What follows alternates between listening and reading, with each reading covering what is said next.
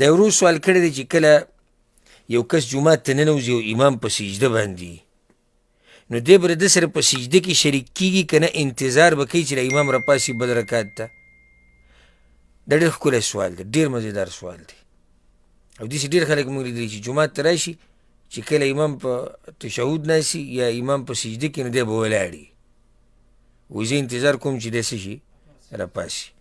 جواب د دې مسلې دا دی چې کله یو سړی جومات ته راننوتو امام چې په هر حال کې دی به ورسره شریک کېږي، هر حال مې ووایي، که قیام کې دی، که رکوع کې دی، که سجده کې دی، که دو سجدو په منځ کې دی، چې هر ځای کې دی. حدیث ته ابو هریره رضی الله عنه امام ابو داود راوړی، پیغمبر صلی الله علیه وسلم اذا جئتم الى الصلاه، کله چې تاسو مانځه له راشئ ونحن سجود فاسجدوا، موږ په سجده کې نو تاسو هم سجدې لګوئ. ها ولا تعدوها شیئا، خو دغه بیا دغه رکات بیا شمارئ مه، یعنی کوم ځای کې چې تاسو موږ په سجده کې راګیر کوئ نو دغه رکات به شمارئ نه. ولې؟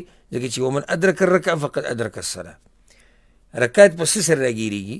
په رکوع سره راګیرېږي. نو که چا سجده راګیره کړه نو رکات یې نه یې راګیر کړی. خو پیغمبر صلی الله علیه وسلم وایي او دغه شاهد دی د حدیث کې، موږ دې دپاره د حدیث بیان کړو، پیغمبر وایي چې تاسو راشئ او موږ په سجده یو نو څه کوئ؟ سجده لګوئ. دې کې یو ډېر واضح حدیث دی د معاذ بن جبل رضی الله عنه، امام ترمذي راوړی. اذا اتى احدكم الصلاه، تاسو کې چې څوک منزل راشي والامام على حال، او امام د منزه په حالاتو کې په یو حال کې، فليصنع كما يصنع الامام، نو هغه څه دې وکړي څه چې امام کوي.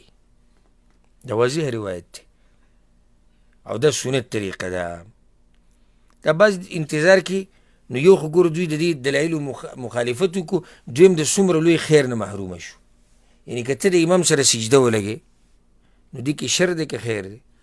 خیر دی پکې، یو دعا به زیاته وغواړي، تسبیح به ووایې، الله به دل اجر ډېر درکړي. نو دغه ودرېدونه ښه ده نه چې ته سجده ولګې او کینې څه ذکر ووایې. والله اعلم.